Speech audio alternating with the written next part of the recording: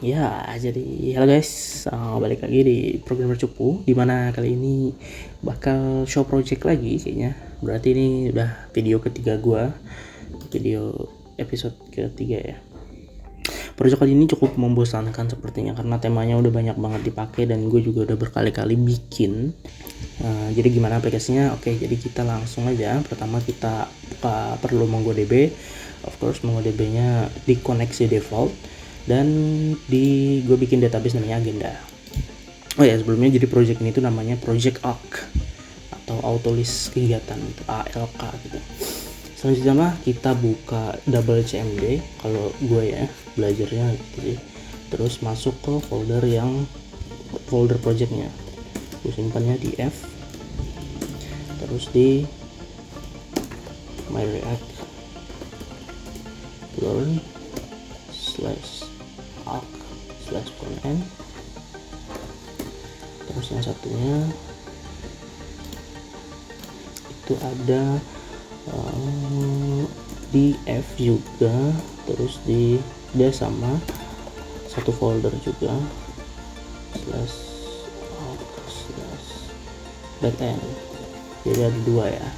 Nah, yang gue baru tahu adalah ternyata backend sama front end itu berbeda, jalan di dua sistem yang berbeda. Jadi si backend itu ada di port berapa, URL-nya apa, terus di front end itu portnya berapa dan URL-nya apa. Berbeda ternyata. Gue kira jadi satu, kayak biasanya gue bikin kita PHP cuman jadi satu site gitu. Itu bukan API namanya, itu bukan backend, itu ya cuma sekedar fungsi sederhana aja. Tapi kalau ini bisa disebut sebagai API. Kemudian belum, kita konekin dulu backendnya. Node.js. Oke, nah di sini dia terhubung untuk backendnya itu terhubung ke database lewat IP yang ini. Terus selanjutnya kita jalanin aplikasinya front end. Jadi buat yang nggak tahu React.js itu adalah framework front end, bukan ya sebutannya sih framework front end yang berbasis JavaScript. Jadi cuman sekedar gini doang ya gue pakainya. Jadi di sini ada 4 agenda ketika gue list, di sini ada 4 agenda juga.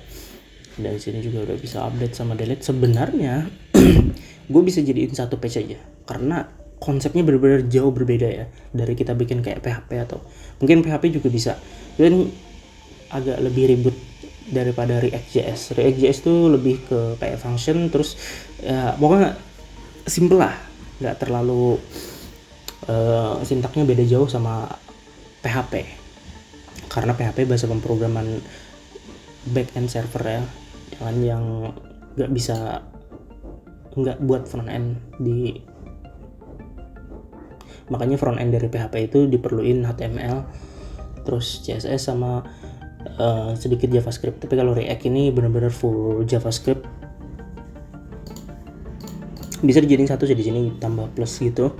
Untuk template sendiri ya biasalah, ini punya orang, bukan punya gua akuin soalnya. Ini coba kita tambah di bagian sini A006 misalnya. Terus nama agendanya laporan keuangan. Di sini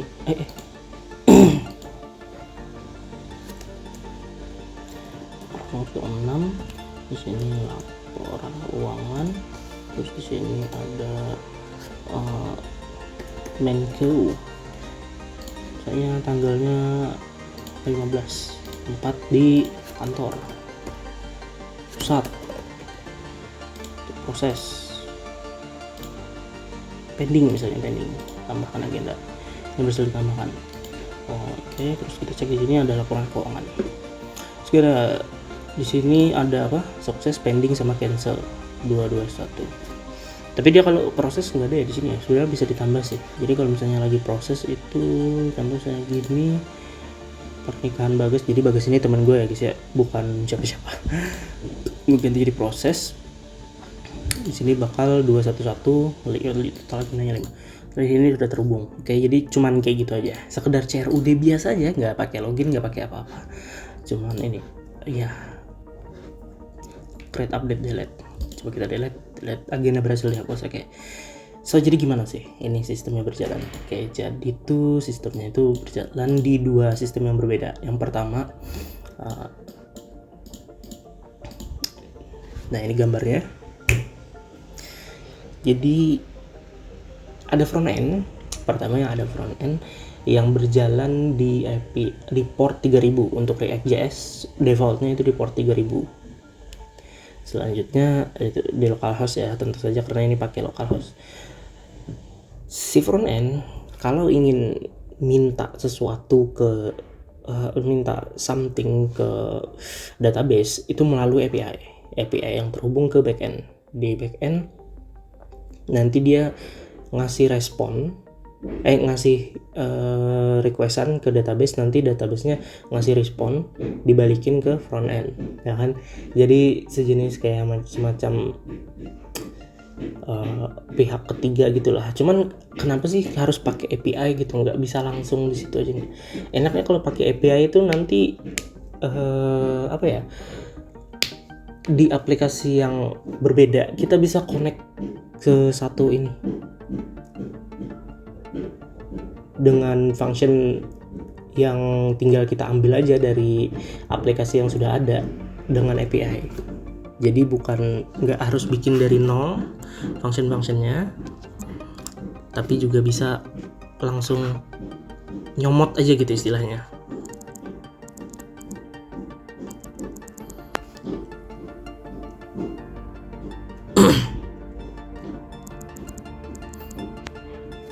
Udah gitu dong ya.